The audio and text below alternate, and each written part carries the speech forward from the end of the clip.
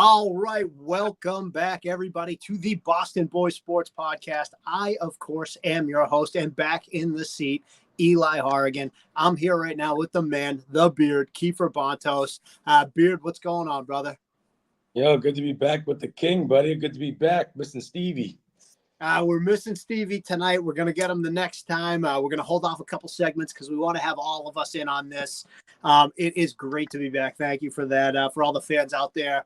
Long story short, I underwent a surgery. I developed an infection and had to have a second surgery. So I was out of commission for a little bit there, but I am back, ready to go, healthy. Your king is back in his chair right now. So let's jump into it. First, we want to mention we are partnered with Jones and for Sports. We make sports better. Check them out on X. Check them out on Instagram, on YouTube. They are putting out quality content every single day. One of our biggest supporters out there too. So keep coming back and supporting us and supporting them, and we love it.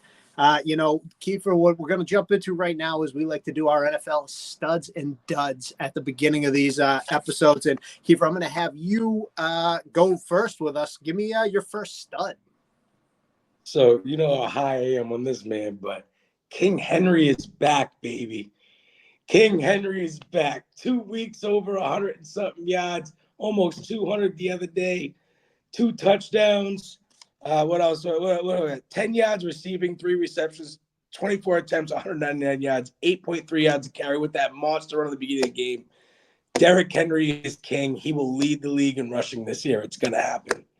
Well, no shock either, because at the beginning of this, when we were talking fantasy football, even through text message, even before podcast, I think you were the one who said Henry's going to be back. He's going to be the best. You wanted him. You said if you had the number one pick, you would consider picking Henry. I did. I said King Henry was going to be back this year, and he had a slow start. Came back around the last 2 games, and he's just going to keep moving forward now. They know what they're doing with him.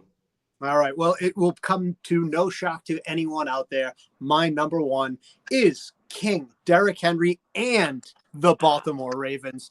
199 yards rushing out of Henry.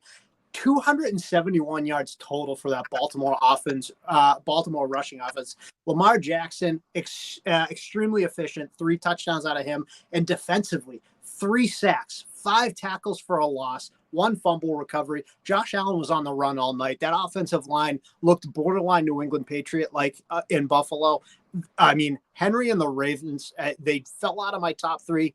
You're going to find out where they ranked in this coming one, but man, they jumped right back up. They looked like a well-oiled machine all phases of the game. I completely agree with you. I was high on Allen last podcast saying he might be the best quarterback. He had a dud game, and a lot of it wasn't just him because they dropped a lot of passes. They had a lot of drops, and he could only do so much. So I have no qualms with what you're saying with the Baltimore defense. Yeah, I mean that was just I thought Baltimore as a whole. That's Derrick Henry is the superstar of that, but the Baltimore Ravens were just looked like a Super Bowl contending team against a really good Buffalo team. And let's not sleep on the fact that they absolutely ragtagged a team that could win the Super Bowl. Like Buffalo's that good too. Yes, they are, and they beat on them. They came in with a plan. They absolutely did. So let's go to your number 2. Who's your number 2 stud? Baker Mayfield. He had that horrible game last week. It was bad. And then he goes out there and beats people say top 6 team in the NFL, even with the quarterback play, how bad they've been playing. 30 for 47, 347 yards, 2 touchdowns, 10 rushing yards for a touchdown. I mean, you can't ask more from the guy. The guy's here to play, and he's here to stay. He's going to have off games. They all do. But I'm going with Baker Mayfield. Yeah, I mean, interesting enough you say that. I had Baker Mayfield on my list, and I actually he was a last second. I took him off, so he would have been my number 4 if we went 4 deep. So that is a really good pick. I am a Baker Mayfield fan. I like Baker Mayfield. When he was at Oklahoma, loved him there. The guy's as solid as they come as a veteran quarterback. Nope, completely agree. It's a change of scenery, man. Absolutely, and everyone knows this. I've said it before. Tampa's my second city, so I love seeing what they're doing down there because they were a quarterback away. They had Jameis Winston in this offense, and he just couldn't get it done. They brought in Tom Brady. They won a Super Bowl, and it's almost like they didn't. I don't want to say they haven't missed a beat with Baker, but last year they played deep into the playoffs, and that's a good team. They're going to be around again come playoff time. So really good pick, really strong play for Baker Mayfield. My number 2, second time he's made my list, Nico Collins, man. I joked. I love Nico Collins. He's a Michigan guy. And I joked before when we were doing the fantasy football draft because your buddy Alex was talking about it the other day. He's like, I accept an apology from these guys. I was like, Alex, if you're out there listening, my apologies, man, because I do love Nico Collins, but I thought there's only one ball in that offense. And let me tell you something, it goes to Nico Collins. He is a bona fide stud in the NFL. He is a true number one. 15 targets, 12 receptions, 151 yards, and 1 touchdown. Alex, I'm sorry, my guy. You were right. I was wrong. I will never doubt this man again. Nico Collins is a legit star in this league. Nope, agreed. All right, and let's move on to the number 3 stud. Kiefer, who do you have? So I was torn between a couple people, but I went strictly on fact of what they're doing as a team, and I went with Sam Darnold. 275 yards, 3 touchdowns, 1 pick, 20 for 28. I mean, you missed 8 passes. You're throwing to Justin Jefferson, Addison, and all of them. You're going to get Hawkinson back. They're playing like one of the best teams in football. And you'll see that later on. But they really are. And Sam Darnold didn't have a bad game, and he hasn't had any bad games so far this year. So keep the truck rolling. It's a really good pick. I was down on Sam Darnold too, and he's proven me wrong. He looks just like a steady veteran. He's not doing anything like crazy. He's not wowing you. I wouldn't have him in my top 5 to 10 quarterbacks. I mean, maybe the top 10 this year. But he's just doing everything right. He's not making mistakes. It's a really solid choice for this week. Okay, and the reason my 3rd stud, the reason Baker Mayfield didn't make my list, Monday Night Football, Seattle at Detroit. That is everything you wanted out of primetime football. And I didn't pick one person because between Jared Goff and Geno Smith, they were electric.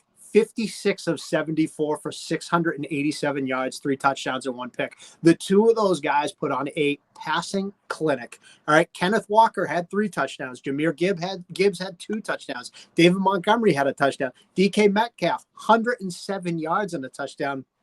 Seattle offensive line held Aiden Hutchinson to a big goose egg on the stat sheet. That was as good as a primetime game as you're going to see. Both those teams put on a clinic. It was such a fun game to watch. I was locked in on that game. Yeah, and I watched that game over the Miami game, and let me tell you, that running back combo of Gibbs and Montgomery just likes to hit people.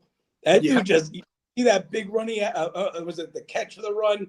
When he bounced off like 3 different dudes trying to tackle, but he ends up taking it off for like 20 yards or whatever.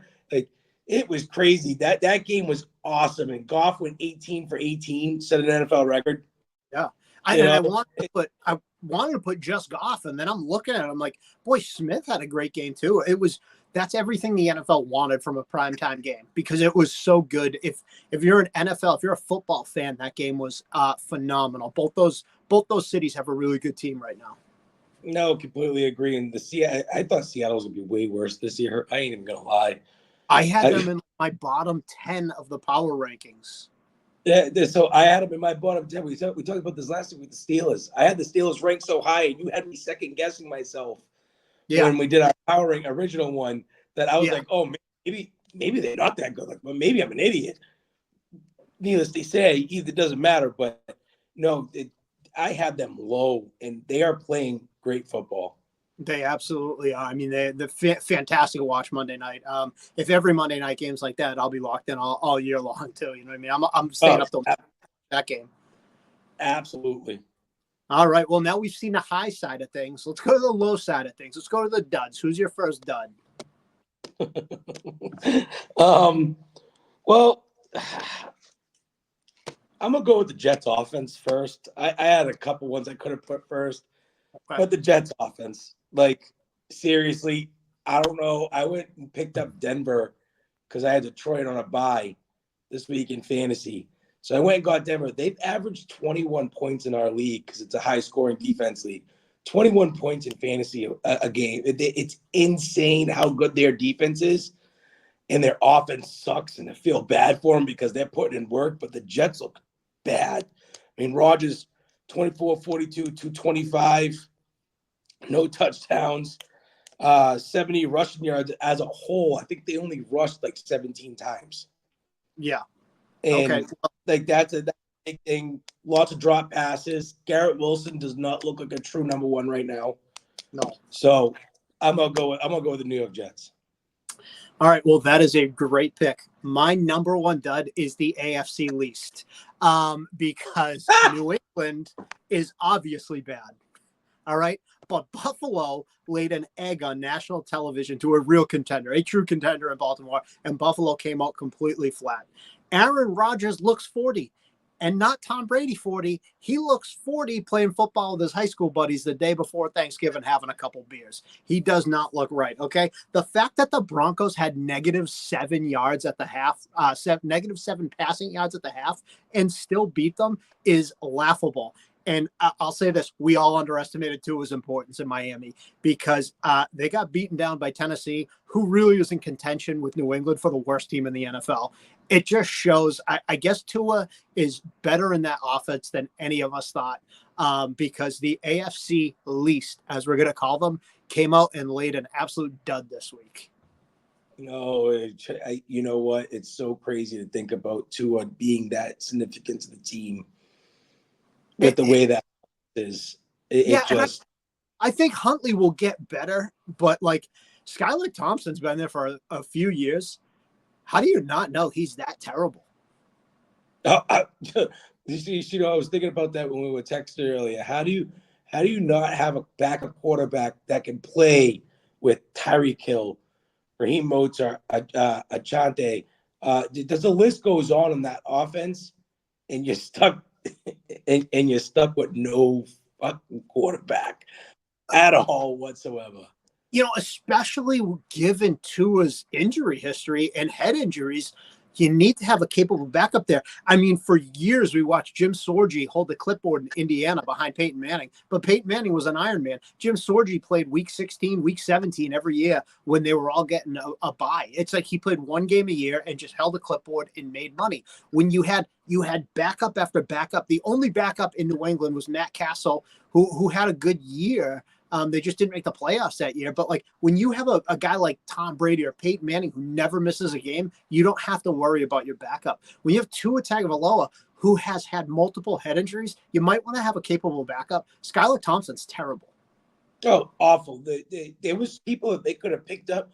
Now the question is, do they make a trade for a quarterback or do they keep Huntley? I think they're going to keep Huntley. I think they will. I think he'll get better. I don't think Huntley is a better version of Jacoby Brissett. I think he's a capable quarterback in the league. He's a guy who can hang around the league.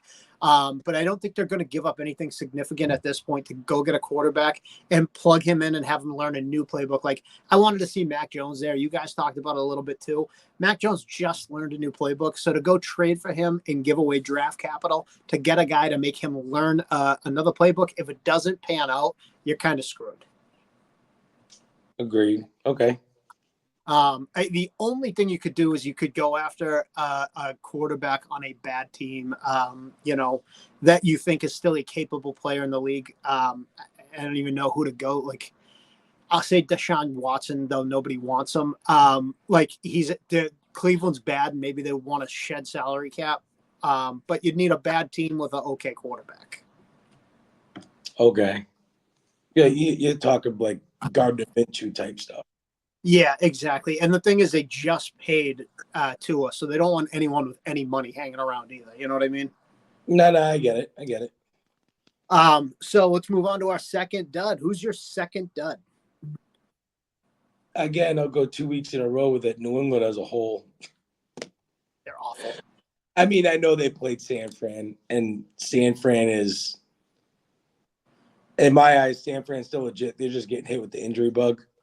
But New England is just not playing good. Their offensive line, I said it last week. They're like the Texans back when they had Derek Carr. Like they're so bad. And I hate football like this, and it makes me pissed as a fan. But guess what? You're probably going to get another three or more years like this until you actually find the right stuff. So you'll probably see them on my duds a lot more this season. You can, if you want to right now, we can make a fourth spot that is just always New England for you. Just they're grandfathered in every week. They're just a dud, and then you pick three other. It's really New England, and then your next three. But it is. We talked on it today. I mean, with Andrews getting surgery and he's going to be out, it's like we're sitting here looking at an entire. It's all backups on this line except Michael Onwenu, who. What can one guy do? What can one offensive tackle do? Nothing. And didn't you guys say Andrews is gone for the season now too? I believe he's choosing surgery, so which means he's probably coming back next year. So what I heard on the radio today is that if he gets the surgery, he's out for the year. If he waits, he can actually play with it, but they said he would have to have surgery at the end of the season, and then he would miss a year. So the fact that he's choosing to have surgery now kind of tells you he's probably coming back next year. But maybe he doesn't. Who knows? But if he has the surgery, he's likely done. Okay. Great. Fantastic news from the New England Patriots. So absolutely. Well, my number 2 dud is Jalen Hurts. It's just starting to look like that deal was a mistake. When the stars aren't around him, role players aren't being elevated and becoming better. So that tells me who he is as a quarterback. He is more of a system quarterback who needs better players around him versus a true top 10 quarterback who makes other guys better. I like that because I heard the whole preseason. I was telling you guys every time I heard it, no picks, no nothing, doing great. Not worth the money. No, not worth it. He needs everybody around him, and that's what I was gonna say later on. Purdy needs people around him, but at least he's competent enough in the offense to not make mistakes. Jalen Hurts is just turnover machine right now. Like it's awful. He's actually worse than Daniel Jones in turnovers, I believe. Yeah, last games. Now, this is going to sound a little crazy. I wish Steve was here because I'd love to gauge Steve's response to this. And, hopefully we'll get it in the text message chain, right? Jalen Hurts had all this talent at Alabama, Oklahoma, comes out. He has all this success with all this talent in Philadelphia. When he doesn't have the talent, is he more Mac Jones than maybe a good quarterback? Ooh. It's hard to say because you don't know what Mac Jones is with talent. But we know what he is with Alabama talent. Well, yeah, that's true. Okay. So yeah, I would probably go with that. Because again, the dude's not keeping the ball safe. He just, I don't know. His reads are awful too. If you ever watch the game, how he moves his head, you would think by year 4 for him this year. Yeah. You would think his reads would be 50 times better. You still got Smith out there. You still had, well, not this week, but you had Goddard. You had Barkley. You think your reads would just be a little bit better and not make those cost mistakes on forcing the ball. Yeah. No, I agree. I don't think he's as bad as Mac Jones, but I don't think it's far off at this point. No, neither do I. All right. Why don't we go with our third dud, and we'll kick it right to you. Third dud. Derek Carr.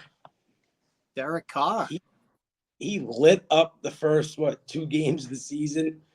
Bad game last week, and you guys called it. I mean, Steve called it. He's going to have those monster games. He's good for 2 or 3 of them.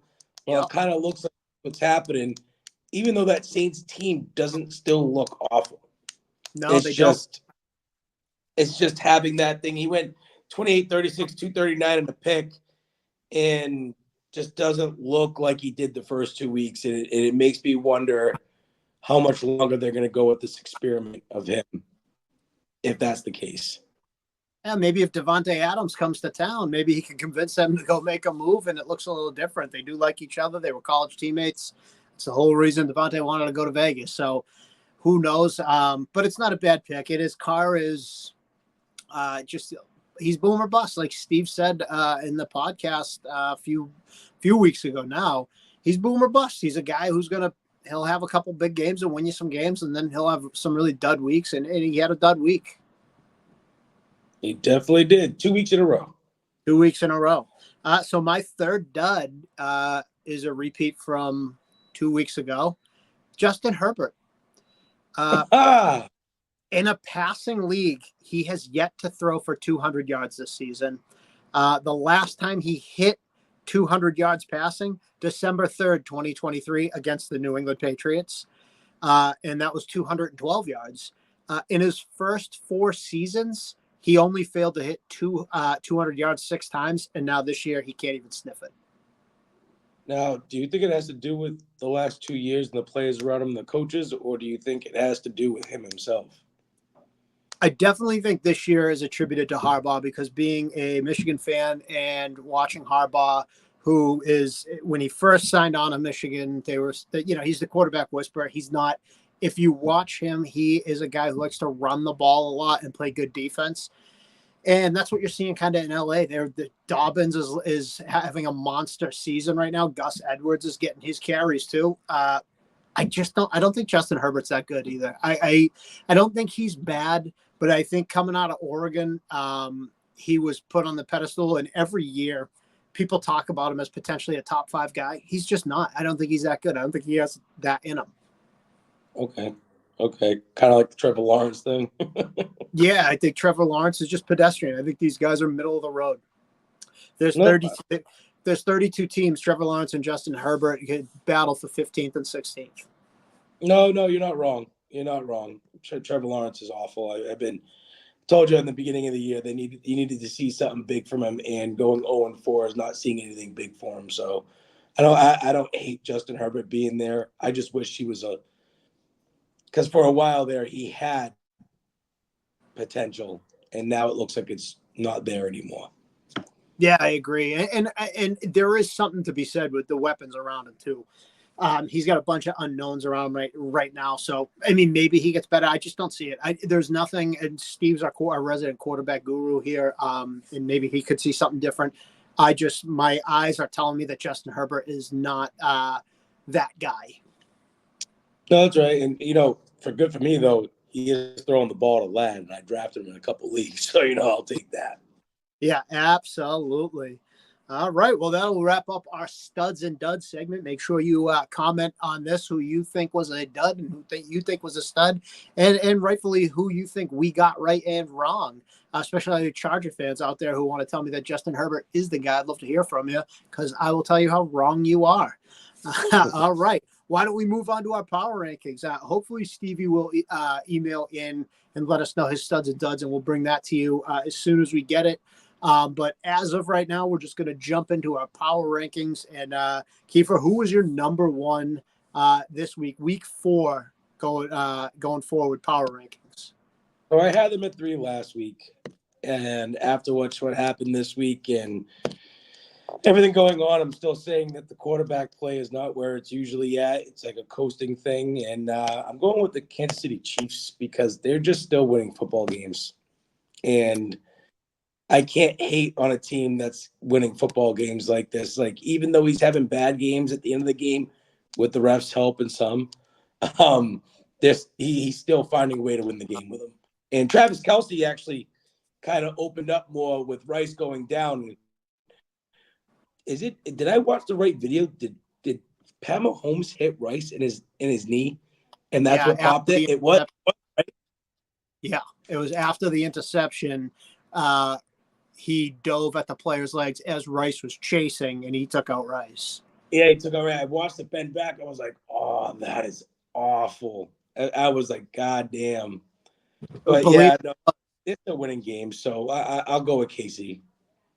Okay, well, listen, when I watched the podcast from last week that you guys did, and neither one of you had Kansas City, I thought highway robbery, because they are the reigning 2-time Super Bowl champions.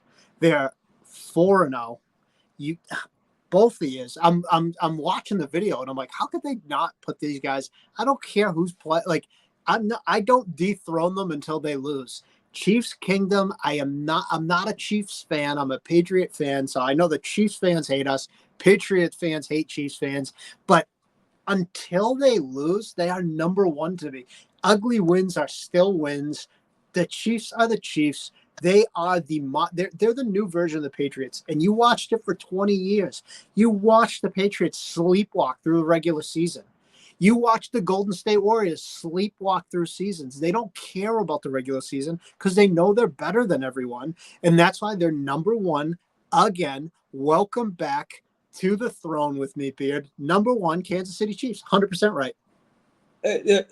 I'm just saying, last week, it's just the way they were playing. Kelsey wasn't getting involved. They weren't seeing stuff happen. They weren't using Worthy the way they did the first game. I saw a little bit of a fall off. They could have lost that Bengals game. They could have lost it, right? That ref helped at the end of that game. The calls sometimes. Listen, Tom Brady got 20 years of calls, so I'm not going to blame it on a call. The Bengals fans can cry about it because they did. It was a bad call. Bad calls happen. They're still undefeated. I showed you that crazy stat when Brady had 22 interceptions and only 2 of them called back in like 20 years. When Mahomes had 16 and 12 of them called back. Listen, he's the star of the league. I get it. I understand what you're saying. They're winning games. They're number one right now. I understand that. I was hoping for something a little different this week coming up. I didn't know if that Buffalo was going to get smashed by Baltimore like that either. So, yeah, all right. You're right, King. Kansas City should have been up there. I'm sorry. They stay number one till they lose. Okay. Fair enough. You're not wrong. You're not wrong. It drives me crazy because Baltimore wasn't a bad. Buffalo wasn't a bad pick, but it would drive me crazy in college football when, Georgia, for instance, they win a bunch of games and now they just lost, obviously, but it's like they win the game, they're the defending champs, and then you drop them to 2, and it's like, I just hate that. It's like they're number one till they're knocked off. They're number one, and that's where I stand with Kansas City. Till they're knocked off, they're number one to me. Oh, I agree. And by the way, that Alabama game was one of the best college football games I've ever watched. Good thing Steve's not on right now because he would disagree with you. I know he was saying it. It was that game was insane for them to come back, go back and forth. It was just crazy. But we could talk about that another time. But that was awesome. We'll talk about that with Stevie, who's a resident Georgia Dogs guy. We're going to stick with the power rankings here. Who do you have at number 2?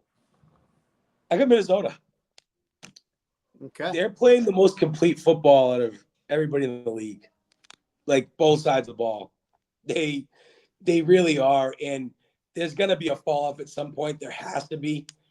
But Darnold going there and getting with the right situation, I think is helping him improve tremendously.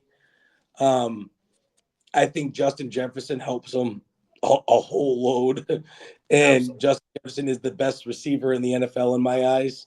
Yeah. But they just really are. They're playing really complete football, both sides, down the field, up and down.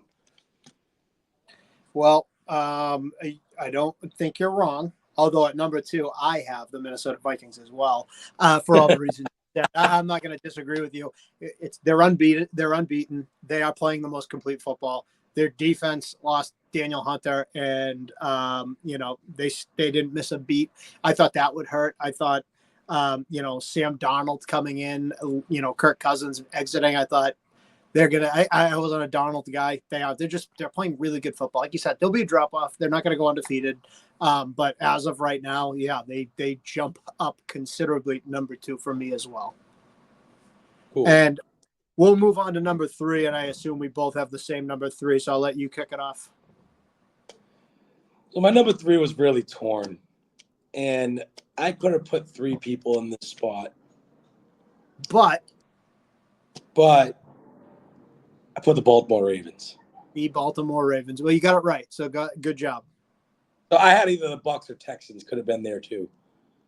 Bucs smashed the the Texans still found a way to win. So it could have been either one of those. But Baltimore, I had Buffalo ranked number one. They're still on my. They lost their game. It's not a big deal. It happens. They're still ranked in my top five. But Baltimore put a beating on them, and my boy King Henry is back, like I said. So you can't really argue the fact that Baltimore is playing great football and their defense is playing great. How about the resurgence of Kyle Van Noy too? Kyle Van Noy was all over the field for Baltimore. Oh, you're not gonna get 16 games like that, but he was all over the field. Nah, he's a true professional though. He was good here. He's just kind of a solid linebacker wherever he goes. Yeah. And I'll probably butcher his name, but Justin Matabuke, he is unbelievable. Hard to stop that guy. And that offense is, I mean, when Lamar Jackson's on, he's on, and that he was locked in. They just manhandled a really good Buffalo team, which is why they're number 3 for me as well. Yeah, no, they put a beat on them. And finally, yeah, they did. And finally, as we always do, to lead us into our Patriots talk, I assume you have the New England Patriots at 32. Them and the Jacksonville Jaguars, because Jacksonville's playing just as bad. Joe, either one could have been 32, but New England's still my 32. I hate sticking New England at 32. Do you know how hard it is for me as a Pats fan? I hate it, but it's where they belong. Jacksonville almost eked out a win against a really good Houston team. New England. Winston hit me up for it. He goes, "Hey, pick a team for a for-sure win this week." And I was like, well, San Fran versus New England or Houston versus Jacksonville. And Jacksonville kind of scared me a little bit, but when they won, I still think it was okay. Kind of stuck out with that one, but we won. Yeah. We won that one. He goes, "Yep, I appreciate it." Yeah. He could have. I already called New England was going to lose that bad, and they lost bad. Yeah, it's embarrassing. So it's just it. It sucks to put them there. It really does. It breaks my heart. But this is a bad organization. They're not good anywhere. I don't know if the Crafts just look at it as money making now. Like Elliot Wolf doesn't know. We're going to get into our Patriots talk now. We both have 32. The Patriots at 32. I will assume Steve does as well. If he writes back to me, I will tell you everything he says. I still haven't heard from him. But man, they're bad top down. We talked about it in our group text. They're not good anywhere. Their best player is Ramondre Stevenson, right? I mean, there's no disagreement there. He's got 4 fumbles in 4 games. I think I agree with Steve that Joey Sly was. He said it last week. I mean, he had a 60 yada, so yeah. Joey Sly's doing his part, but for argument's sake, I can't make the kicker your best player because that really drops you down. You're 33 in the power rankings. At that point, you don't even get to make the 32. But Ramondre Stevenson, 4 fumbles in 4 games. The guy can't hold on to the ball. No other running back in the league has more than 2. No, they're talking about benching him for Gibson now. Listen, let me tell you something. If you have spare cash lying around, you could probably put a bet on the fact that Ramondre Stevenson will fumble the ball. He's got one. I think you can place those kind of bets on DraftKings. Well, then put your money on that because he cannot hold on to the ball. And, you know, the corny cliche that Bill Belichick used to come up is the best ability is availability. And it really speaks to health-wise. But this also speaks to Ramondre Stevenson. If you can't hold on to the ball as a running back, I can't have you on the field. Oh, no. It's because he's so good after contact, too, which is crazy. I don't know what his fumbling issue is. Maybe he needs to call Tiki Barber or something because he had fumbling issues and then fixed it near the end of his career. Maybe he needs to put those arm sleeves on, too much lotion or something. I don't know. But, man, 4 fumbles and still be starting. Bill would have benched him for the last 2 games. He would have benched him after the second one. Absolutely. And I wanted to say, I heard us on the radio the other day. I was listening to EEI, and they put up a poll that said, who is the most to blame for the Patriots? And they gave you 4 options. They said Elliot Wolf, the offensive line, Jacoby Brissett, and I can't remember what number 4 is. The obvious answer to me is Elliot Wolf. he put together a terrible roster. Oh, Gerard Mayo was the other one. But Elliott Wolf, this is a terrible roster. Oh, it really is. And the offensive line is the offensive line itself. The fact that they thought Brissett could come in and do anything with that offensive line, and you wanted to put the kid back there, Yeah. you didn't pick him up, that kid would have been done by week 4. It would have been done. You would have been playing Mills already. Yeah. Look, you can't do that. Geez, they're so frustrating. Brissett has been sacked 12.93% of the times he's taken a snap, which is second only to Will Levis. So Tennessee's offensive line is a little bit worse. If you compare that to last season, Bailey Zappi was sacked 10.5% of the time. Mac Jones was only sacked 5.9% of the time that he dropped back. This guy is getting hit, I mean, so much. What can he do? Brissett is not the problem here. Brissett's not he's not a star in the NFL. Brissett's not the future of any franchise, but he is a solid quarterback if you give him any help. The guy can't even drop back without getting hit. He can't find a receiver fast enough. They're not using receivers the way that I thought they were. I thought they were going to let Baker come out a little bit more, poke it, more targets. You got Pop Douglas complaining about targets. Dude, you're Pop Douglas. You don't have 1,000 yards in the NFL yet. No. Like why are you bitching about catches right now, bro? I don't want to even hear that. Like, you're not throwing me. You are not Deebo Samuel. And I'm not saying Pop Douglas is a bad football player, but you're not Deebo. You're not a you can run the ball when you get it. You're good in reverses. You can catch the ball in the slot, but you're not going to out-catch guys that are 6'2" down the field unless you're out running. No, he's not an established guy in the league. You don't have any right to complain about getting the ball. You're not an established superstar in this league to sit there and say, check my tape, I'm open. Listen, you don't have that kind of pull in this league. You're in year 2. You got hurt in year 1. I mean, come on. This is out of watching the Devontae Adams on the sideline when Jimmy Garoppolo was quarterback. He didn't go out and publicly say it. He was saying it on the sideline. Man, this dude but he didn't go out and publicly say it. And he is a legit star. So this whole team itself is not a good football team. It really is not. Bad top to bottom. This is one of the worst rosters I've ever seen. If I was to tell you an offense had 1 interception, 6 penalties for 43 yards, 1 fumble, 2 for 4 in the red zone, you'd say that was a pretty bad offensive day. I would say that was the 49ers.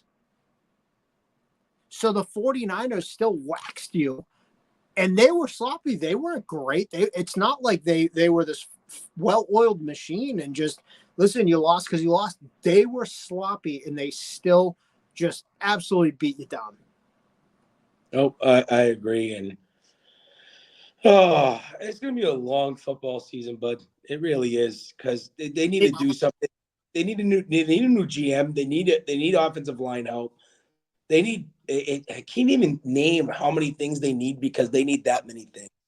Yeah, you're better off naming the things they don't need, because Elliott Wolf should be fired, and I don't think he will. I think Bob Kraft is in this mode where he didn't like Bill Belichick. They at the end of their relationship, it soured pretty greatly, and now it's like Bob Kraft is this, like, Bill Belichick wanted to coach players he liked, and Kraft just wants to be around guys he liked, which is why you have Elliott Wolf, and which is why you have Gerard Mayo. He's like, I promised the job to Mayo, and Elliott Wolf's just an old Patriot guy, so give him the job. Elliott Wolf should be fired after the season, and if he's not, then the state of the Patriots is in really bad shape. Completely agree. Kraft, if you don't fire him, you're not getting in the Hall of Fame, so it don't matter anyway. Yeah, I mean, you ain't kidding. I do want to say, how about that catch from Jalen Polk that ended up not being a catch, but I thought he did catch it. Jalen Polk. I thought he caught it too. Yeah, I thought that was a catch, but man, he's good. This is a kid that I liked at Washington, and talking leading up to the draft, I wanted Jalen Polk.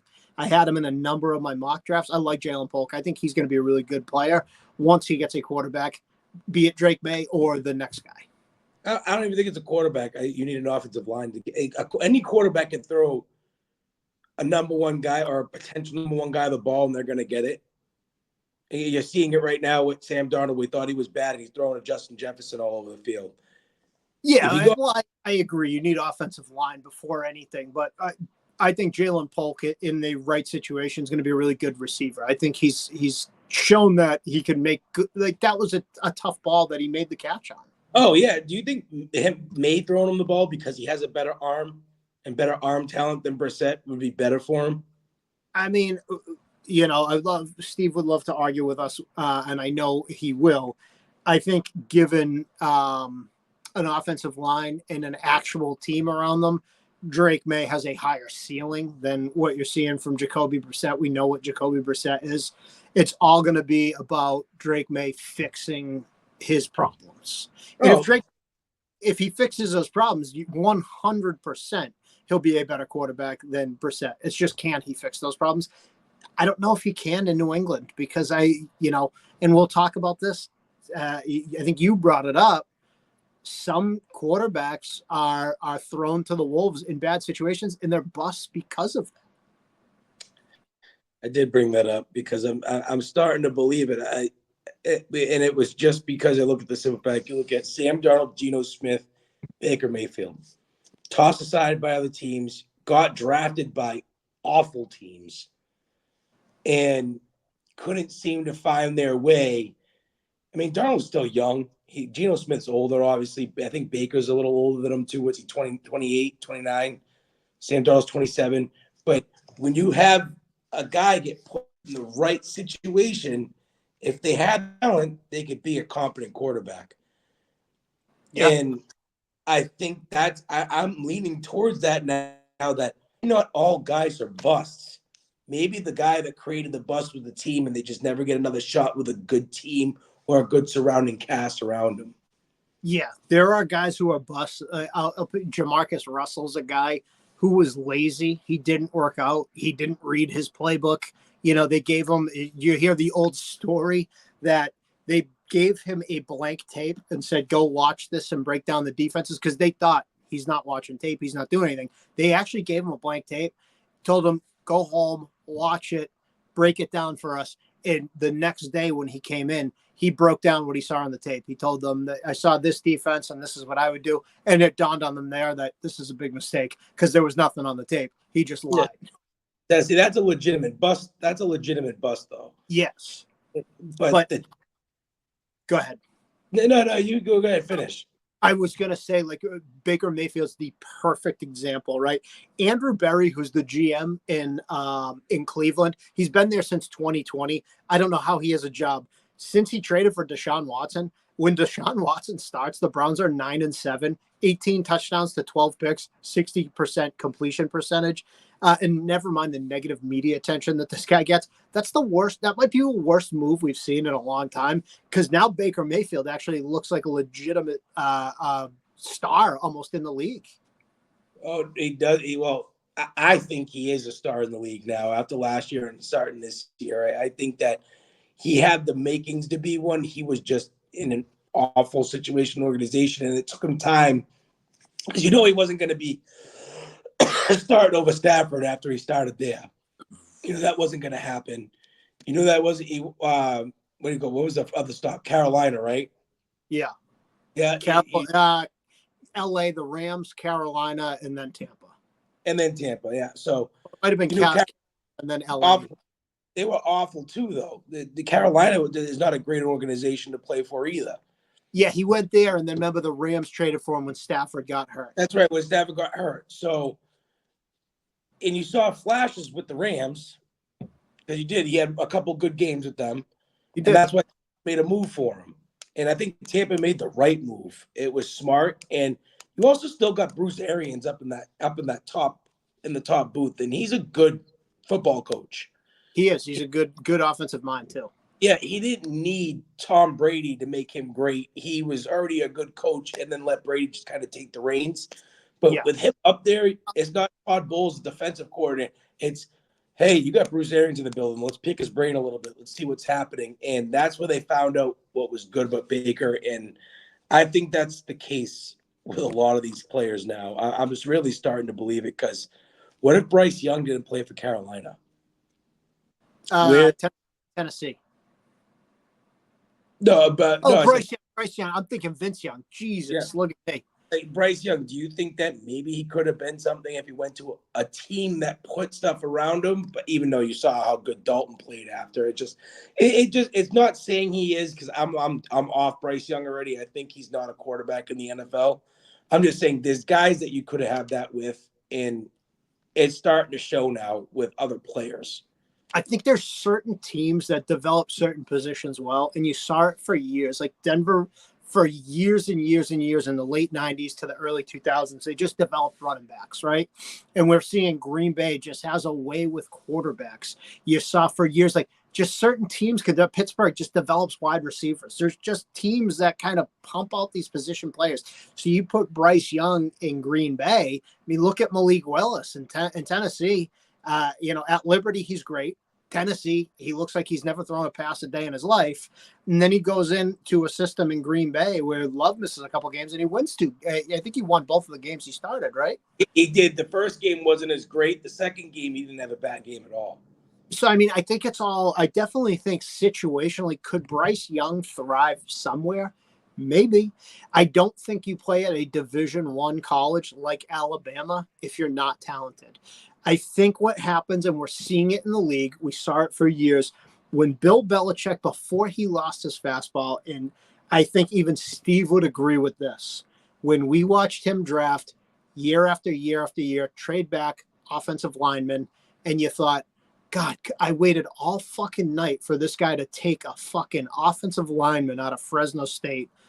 Boring as hell. But when you're building a team, you need to build a strong offensive line and a strong defensive line. You need to go get the quarterback once you're established. So when you bring in Drake May, and he's already got a lot of flaws that need to be fixed anyway, and then you compound that with the fact that you don't even have an offensive line to protect him, you can't put him out there right now. He's too raw, and nobody's going to block for him. You're going to kill this kid right off the rip. No, that's where I've been at with it. That I didn't think the line was going to be in the beginning of this, in the beginning of all this, in the beginning of camp. I didn't think the line was going to be as bad as it is now. I really don't. I thought they were going to at least be able to run the ball better than that. And you saw it week one. You're like, all right, well, maybe there is. No, it is bad, and they need so much help. It's going to take like 5 years to fix this team. You might be in a position where once Elway left Denver, they just searched for a quarterback for years. And I don't know if 5 years is even enough to turn it around. You need to, how much different would this team look? This is a question I wanted to ask when you were talking about offensive linemen. Before Baker Mayfield signed in Tampa Bay, what if New England signed, they had all this money.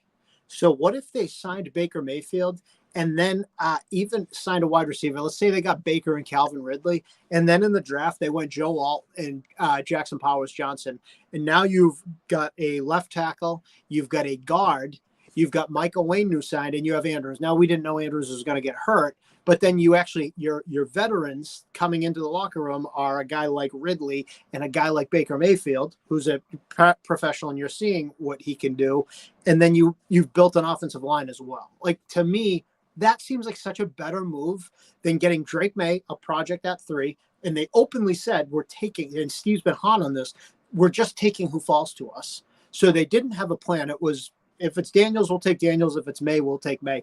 Bad decision right there. And then you get Jalen Polk, who I like, but we watched the Lions for years just take sexy pick after sexy pick after sexy pick, and they didn't build the line. So Joey Harrington was a bust. Charles Rogers was a bust. They just had all these guys who were terrible because you're not building the position that protects everything.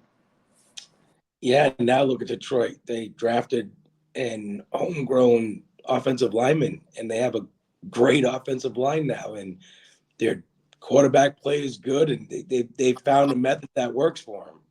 Yeah, I mean, we oftentimes forget. I don't want to give away too much right here because we have a segment coming up about who would you pay, the top 5 quarterbacks you would pay, and we want to all be in on this. It was actually Stevie's idea, so I don't want to give too much away. But when we're talking Detroit, right? Jared Goff was a throw-in in that trade. That was, let's make the money work. Stafford and Jared Goff. And Jared Goff's a guy who'll take the reins for a year and then we'll get rid of him. And Jared Goff has been fucking phenomenal in Detroit. Best trade I ever made in Sleeper. I mean, it's just if you have the offensive line, the quarterback automatically is better. He just is. If a quarterback's not running around and getting killed every time he takes a snap, how can you not see ghosts if you're Jacoby Brissett? How can you not feel pressure constantly? You're getting hit 12% of the time that you drop back, you're getting hit. Yeah, and he's not younger either, so his body is really taking a real beating playing these last 4 games. Yeah. Like, what's going to happen when he gets hurt? Because it's not a matter of if he gets hurt; it's when he gets hurt. You're going to now throw Drake May, the kid who you said. Because I don't want to hear the talk that Drake May should start. And, out of spite, I wanted him to start because I was so mad that they picked him. But the rational side of me says he can't start. He needs to learn. Jacoby, that's going to get hurt. Mm-hmm. And now what? You're going to throw Drake May behind, Michael Jordan, Jake Andrews. Like, these guys, you've started 4 left tackles in 4 games. This is the guy who protects Jacoby Brissett's blind side, and you've started 4 left tackles. Yeah, no, he looks like when you say he's gonna get hurt, by the end of the games, if you don't see him when he's getting up, he ain't getting up like he was the first act. He's like, oh man, this is getting up slow, walking slow to the sideline. Like he's not this poor guy. At least he's getting millions of dollars because goddamn. At the beginning of this podcast, I told you I was out of commission because I had surgery. I move faster after ball surgery than this guy does in the 4th quarter. He's getting so fucking hurt and hit. He looks like it's like, why am I even here? Oh man, it's so bad. He's like, he regrets not going to some type of contender or some type of playoff hopeful that would have put him as the backup right now. Like, look at Joe Flacco. He looked like he was happy-go-lucky at the end of his game the other day. And honestly, I'm wondering if they'll be better without Anthony Richardson at quarterback for the next few games. I'm going to call it here. Anthony Richardson is a bust. He can't stay healthy, and that's the reason why he's going to be a bust, because they drafted him. The guy, it's his 2nd year, and he's already hurt again. Why? Like, that guy learned how to slide. This isn't college. You're not at Florida. You don't run linebackers run 4.40, so you can't just get the edge on these guys anymore. You have to slide. The guy takes too many unnecessary hits. He's not nearly accurate enough. He's got an absolute cannon, but this is what happens, and they do. That offense worked better under Joe Flacco, the same as Carolina's offense runs better under Andy Dalton. No, I don't disagree with you.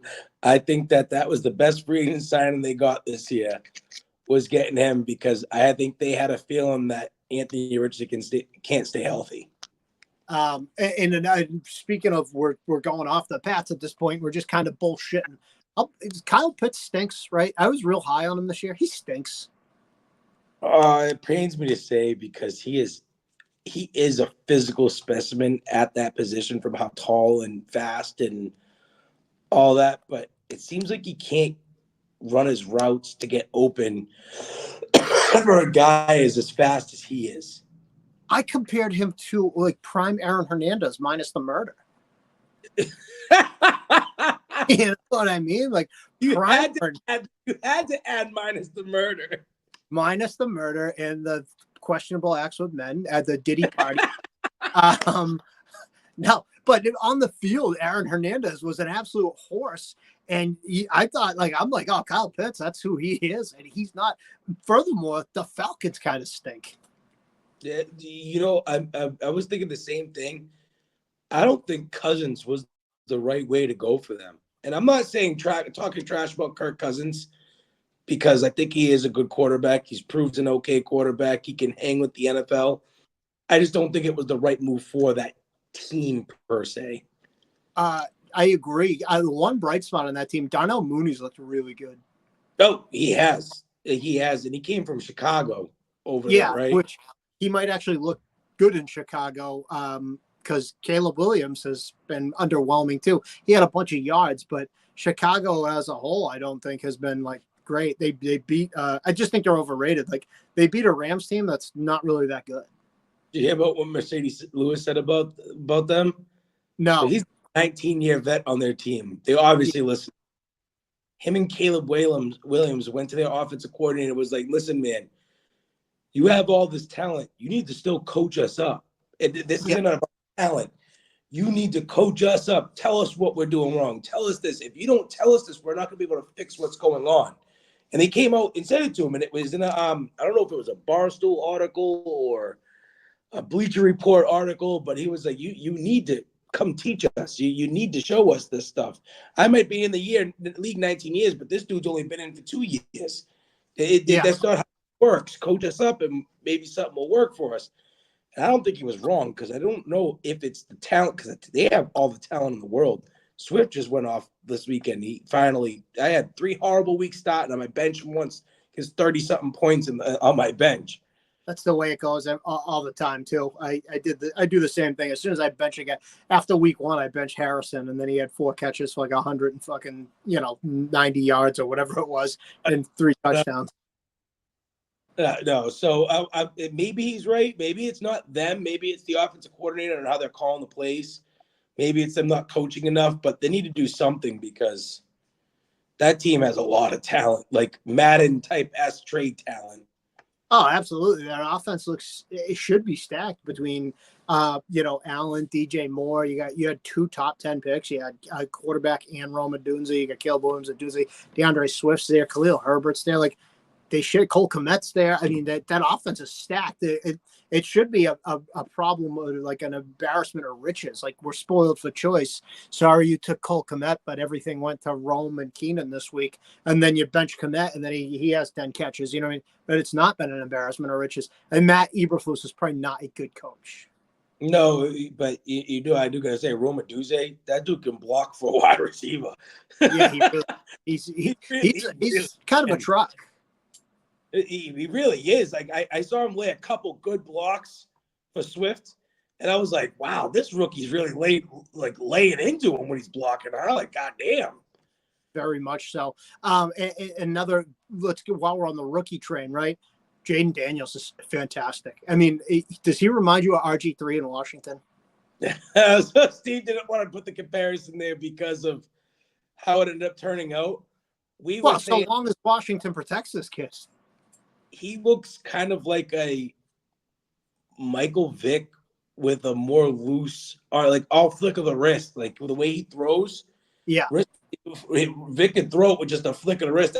That's how he looks. His arm looks like jelly. He really is a good football player. And I think that like Detroit, Washington likes their head coach and Dan Quinn. He's a very, very team-oriented guy.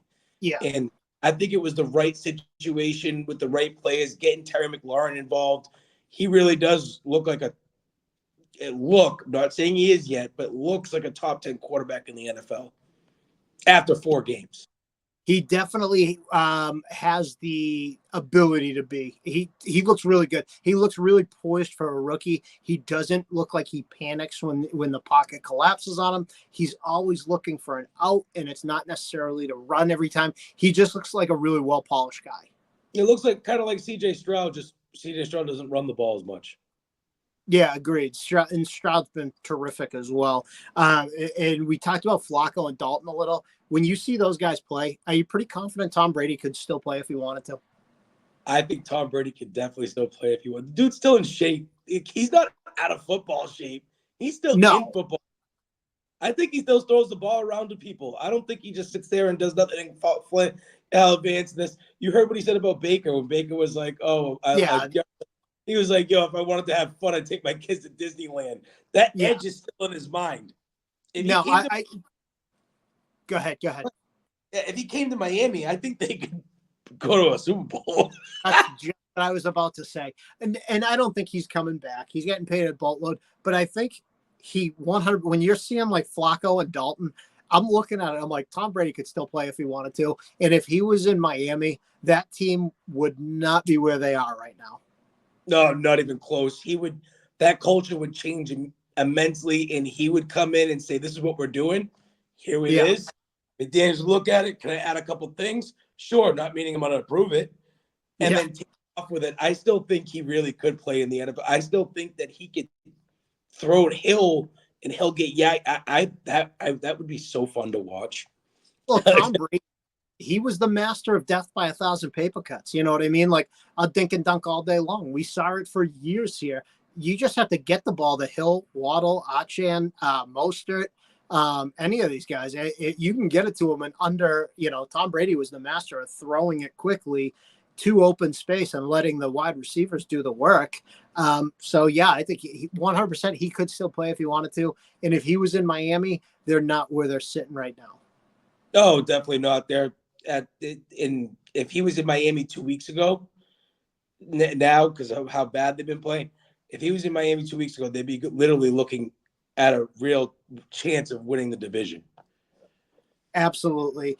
And as we're we're at the hour mark of our show, and I don't want to push us too long because we obviously have to get to Steve's stuff as well. He did not send it through as I'm looking at it, but I told you I wanted to bring something up, and I want to hear your thoughts. With Davante Adams requesting a trade, number one, I'd love to hear your thoughts on where you think he's going to end up. But I wanted to say this too. Since 2000, what teams are the biggest joke in the NFL? Are the Raiders in that conversation? And I'm going to give you a couple numbers here. They're the fourth worst in winning percentage since 2000, only behind the Browns, Lions, and Jaguars. They have the seventh fewest touchdowns. They have the seventh worst points per game. They give up the second most points per game. They have the seventh fewest first downs, the sixth worst third down percentage. They have 3 first-place finishes in a quarter of a century. They have 4 second-place finishes, 10 third-place finishes, 7 last-place finishes in the West, 5 playoff appearances, and they're 4-5 in the playoffs. Is this team just a joke? Despite their history since 2000, I think the Raiders are a joke. Look what's happened with Adams. So I think it's a joke. Yes. I don't know if it has to do with ownership or it does. Ownership keeps choosing for their coaches and stuff.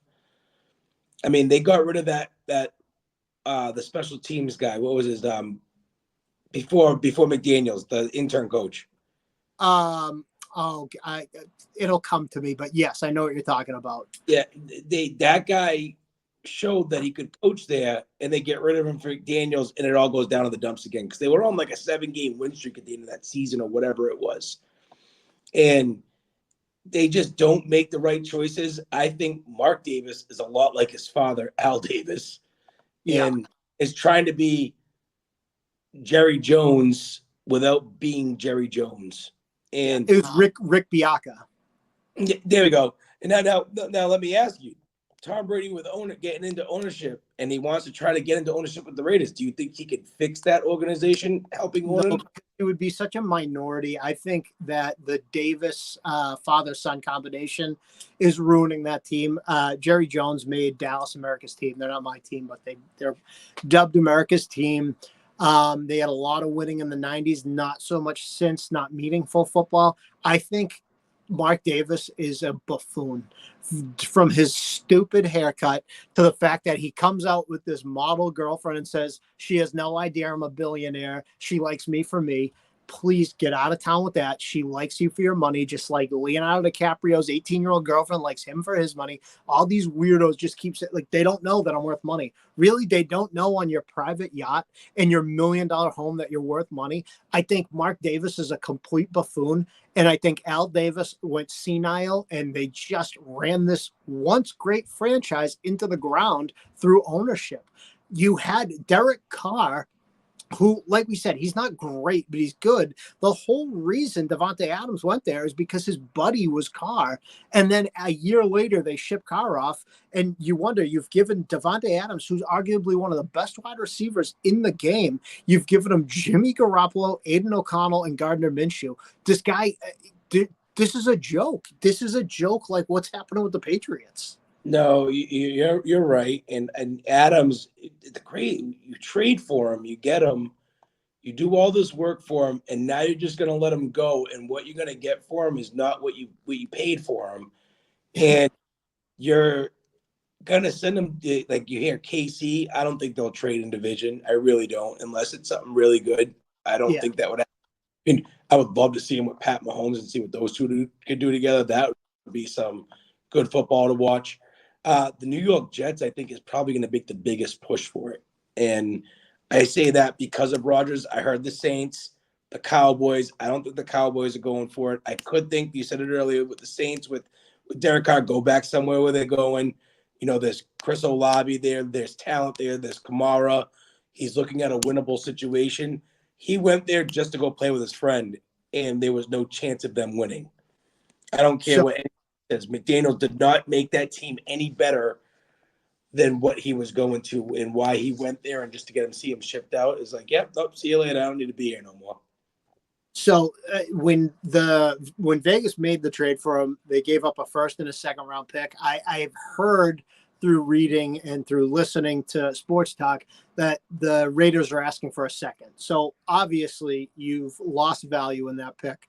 I've also heard, the Jets to be back with Rodgers as high on his list, the Saints to be with Carr as high on his list. I would like to see him in Buffalo. Josh Allen, after watching that game and just how bad Baltimore just kicked the shit out of Buffalo, and the offensive line didn't do Allen any favors, but throwing to Curtis Samuel and Mac Hollins was a lot different than Gabe Davis and Stephon Diggs. Just get him a true number one. I would love to see Josh Allen with Davante Adams. If that would be an awesome thing to watch. I don't hate that at all. I don't think that Buffalo would trade for him, though. I don't think they're going to do it. Why? What makes you say that? Because I think they would. So now I say that because when he came out last week and he said it's good to throw to people that don't want stats, they're not bitching about getting the ball thrown to him.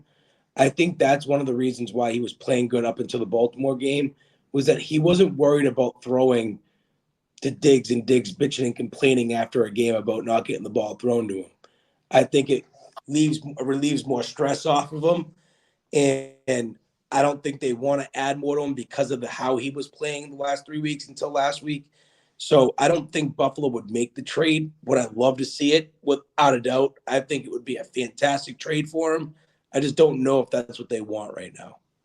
I think they do. I think that was a direct shot at Stephon Diggs. I think I just think Davante Adams is a quieter superstar than Stephon Diggs. I think that when you have a guy like Davante Adams who you can throw to whenever you want, he's always open. He's like any true number one. The guy had outrageous college stats. He was unbelievable. He was like quiet in Green Bay, but just putting up stats every year. I think that's something that Josh Allen would welcome. And I think McDermott's on the hot seat if Buffalo doesn't win. I think their window's closing. And I think Buffalo is a long-suffering fan base that wants to win at all costs. And if that means bringing in Davante Adams, I think that's something you watched last week. They just didn't have it against a powerhouse. And I know Stevie said in the text message, I'm not worried about a week 4 loss. Like, that doesn't bother me.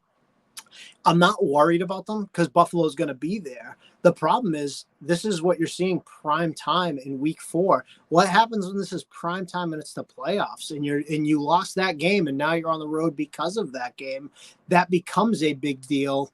It's an early season loss that could become a big deal. No, you're not wrong. You're not wrong. I thought. It's just tough. It's tough to debate on how people are going to – the NFL is so unpredictable now and what people are going to do and this and that. So Allen needs, yes, you're right, to go in prime time football, get waxed like that. If they were going into the playoffs, it'd be different. It really would. You would want that number one receiver in the playoffs, so you know that you have that for sure person that you're going to throw the football to. Don't disagree with you. I just can't see it happening right now, and it sucks to say that. And you were probably right. If they come out and Buffalo trades for him, I will pat you on the back. You were correct, but I don't think they're going to trade for him. I think it is going to be, like you said, the Jets, the Saints, and I think those are actually the two biggest ones in my eyes. Those are his wish lists. I am predicting Buffalo, and I think what happens if I'm correct and it's Buffalo, I think he becomes the number one. You have number two is either Mac Hollins or Keon Coleman, right? And then Curtis Samuel gets used kind of like Cordarrelle Patterson behind James Cook. You can throw him in the slot. You can throw him in the backfield. Curtis Samuel is a pretty fast, good player, and I think it makes all the difference in the world, especially if you don't have to give up a first-round pick. I say Davante Adams to Buffalo. So you think, and just hear me on this, do you think Baltimore makes a surprise run at him and goes, yo, you're the one missing piece we need? And he goes, that'd be a great move. No, I don't think so. no, I'm saying, I said, a wishful one. It's like do you think that team with Adams could be the actual Super Bowl winner? Yes, because I think Baltimore right now is good enough to win a Super Bowl. I think you give them Davante Adams, it makes them that much better. The only reason, like, if that happened, I would be absolutely floored. It would be a fantastic move for Baltimore. I just don't know if they will. No. But it would be a great move for them. With him and Zay Flowers and Derrick Henry and Lamar Jackson. Forget it. Rashad Bateman looks really good this year. Like he's a reliable receiver that Lamar Jackson likes. And Nelson Aguilar's looked good there, believe it or not. So, I mean, you add Davante Adams to that. 100%. That team, I think that would put them in the conversation of might go on a run here and get a first round bye. There we go. All right. I just had to ask because they stomped on Buffalo, so I had to ask that. Absolutely.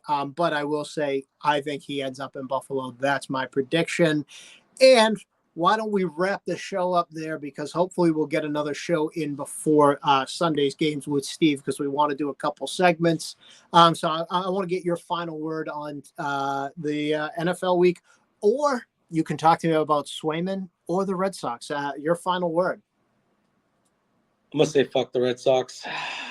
Broke my heart yet again. Not going to do nothing. I am very, very hopeful for the Bruins season to start next week. Swayman, I turned out $8 million a year. I heard Carolina's goalie might be getting 12. Not Carolina. Florida's goalie. Oh no, Not Florida. Sorry, change that. The Rangers goalie is going to end up getting 12 a year. He did get 12, and I think that's what Swayman's trying to push for. But you're pushing your luck, buddy. You should have stuck with the 8. So that's your final word, and I will agree with you. It looks like the trading Linus Allmark was a mistake. You probably should have traded Swayman and got some really good value for him. You're going to be starting Korpisalo, who hopefully he's good. Since you went Bruins with your final thought, I'll go with the Red Sox. This team's going to be bad. They're not going to win until they decide baseball is the most important thing and not the dollar sign. They say they want to build a farm system, but really every farm system guy we've had, short of Rafi Devers, they've let go elsewhere, be it John Lester, be it Xander Bogaerts, be it Mookie Betts, Jonathan Papelbon. The list goes on and on. Guys they draft, they develop, they get maybe a contract before they leave them. All the great Red Sox from the last quarter of a century. Manny Ramirez we got from Cleveland. David Ortiz we got from Minnesota. Pedro Martinez we got from Montreal. All these guys. Kurt Schilling came from Arizona by way of Philadelphia. All the greats. Johnny Damon, Oakland. You got to buy players. You have to buy proven players. You're Boston. You're a big market. 81-81 is unacceptable. Missing the playoffs again is unacceptable. We all know this. Stop trying to build a team like your Kansas City or like your Tampa Bay. Buy the product that is good and that you know is good. Juan Soto's coming available. There's names out there that you need to go just shut up Put your money towards them. Hit him up with that money, baby, because we said it last week. We missed those days when you had all those star plays and you had those dogs behind you, and it made the team good. I want to see it again. I mean, name and you know something. Name a star that came from the Boston system and stayed here his whole career over the last 25 years. You can't. It doesn't happen in Major League Baseball. And anybody who's sitting there watching this podcast and says, "Oh, Jason Varitek, we got him from Seattle. He didn't come from Boston's farm system. Okay, we got him in a trade with Heathcliff Slocum, and we got Derek Lowe as well." This is how Major League Baseball works when you're a big market. You go steal good players from other teams that can't pay them. That's what the Red Sox need to do to contend again. And next year, they'd better do it. They better do it, because if not, I will not be watching baseball next year, and it'll be a lot of less baseball talk for me. All right. Well, that's going to do it for us here. I am Eli Horrigan, your King of Carver. I am with the beard, Kiefer Bontos. We gave you a fantastic show today. Finished it off with a little Bruins and a little Red Sox. But we are all NFL all the time right now. Stevie, if you're watching, man, thank you very much. And also, we can't wait to do another show with you. We are brought to you and partnered with Jones & Sports. We make sports better. Check them out, like I say, on X, on Instagram, on YouTube. While you're there, check us out on all those places too, minus Instagram, at Hub Boys Sports. Like, follow, and also make sure you comment so we know what to talk about next time, what you, the fans, want to hear us debate about. Beard, fantastic show, my guy. As always, King, as always, good to have you back. All right, brother, take it easy, and that'll do it for us.